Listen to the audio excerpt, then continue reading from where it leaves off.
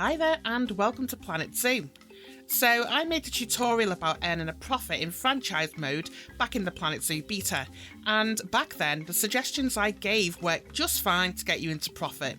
Then the game launched and the updates came.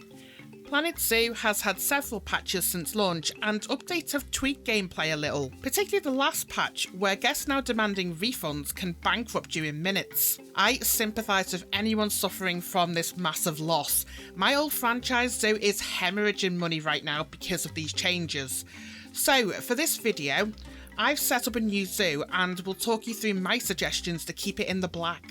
So here we are, day one. Brand new zoo and all this empty space to fill. My first recommendation, start slow. You've only got 40,000 in cash and that money doesn't last long. Keep your zoo footprint small starting out. That means no more than 2, possibly 3 exhibits. Before you can get animals in, you want to set up your staff buildings and hire your staff. For that you want one of each of the staff facilities. You can filter for these from the facilities tab and click into the staff facilities. I like to add an extra keeper's hut because you'll need an extra one pretty soon. Now, I have a blueprint for a basic setup of all these buildings that you need starting out. I've also uploaded this to the Steam workshop. There's a link to that in the description below if you want to use this one too. Now, when you place this, you want to make sure it's within the starting electricity zone so you don't have to worry about power for a while. To do this, click the heat map button down in the bottom left hand corner and click to the power setting up here.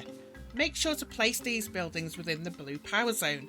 Anything outside of this will need a power supply, which costs more money and requires maintenance. So let's place this down. Now, with your buildings down, you need to figure out pathing. Now, this is where things get a little more complicated. Before the game updates, guest happiness didn't really matter that much early game. I didn't notice any significant impact on profitability. But through the various updates and patches, now guest happiness really matters to stay in profit.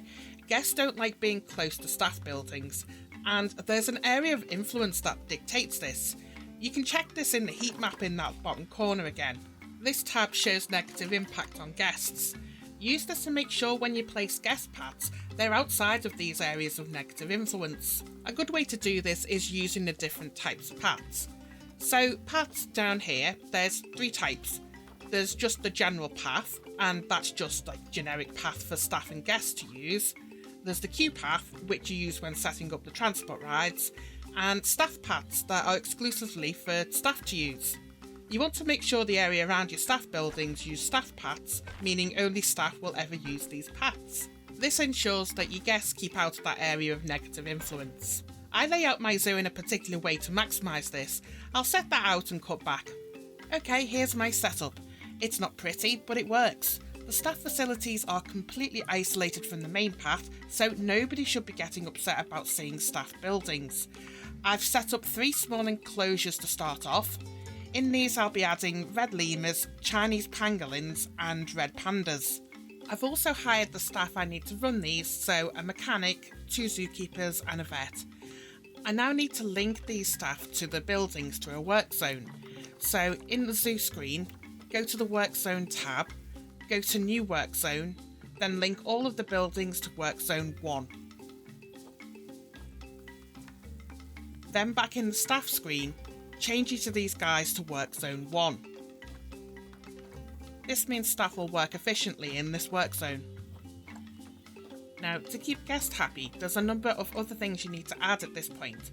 First thing, guest facilities.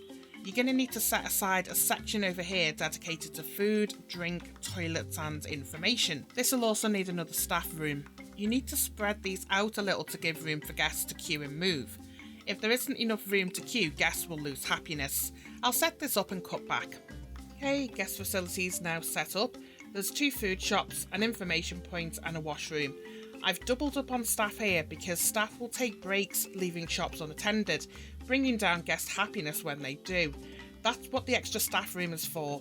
Setting a staff room close by is the same as over here. Staff rooms should be as close as they can be to work areas so they return to work as quickly as possible.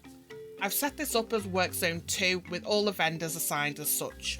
So other guest happiness needs, I put up some seating here and put a load of waste bins about and a security camera set up over there.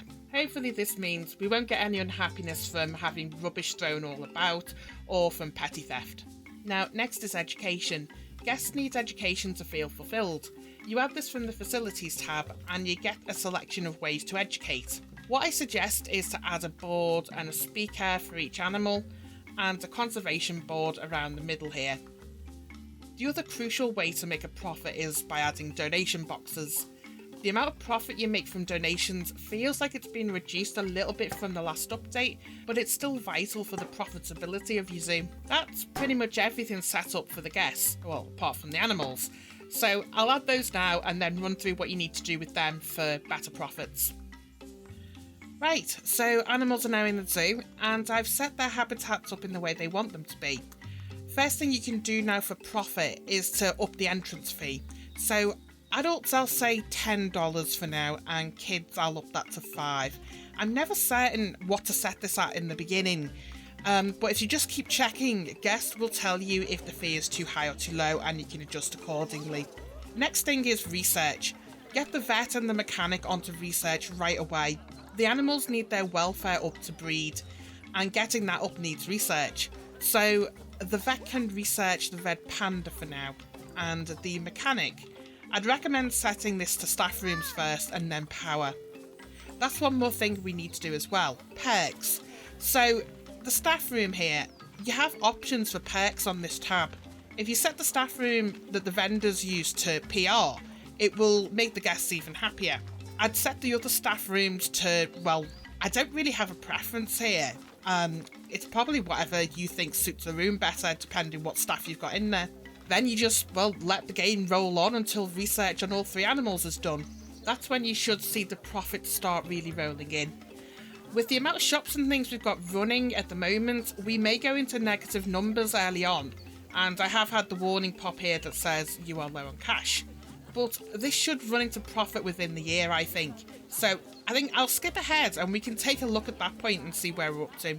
So end of year 1, we are in profit, not by a lot, but with the massive outlay of build costs, we've passed that first hurdle. We have a profitable zoo up and running. 2 of the 3 females in our zoo are now also expecting offspring. When the babies are born next year, they will see a surge in guest numbers and so forth. The next thing is continuing research, then upping staff training so they're more efficient, then adding new animals to keep numbers healthy. One thing to watch out for, if you retain too many animals, the upkeep costs of those start to outweigh the profit from guests.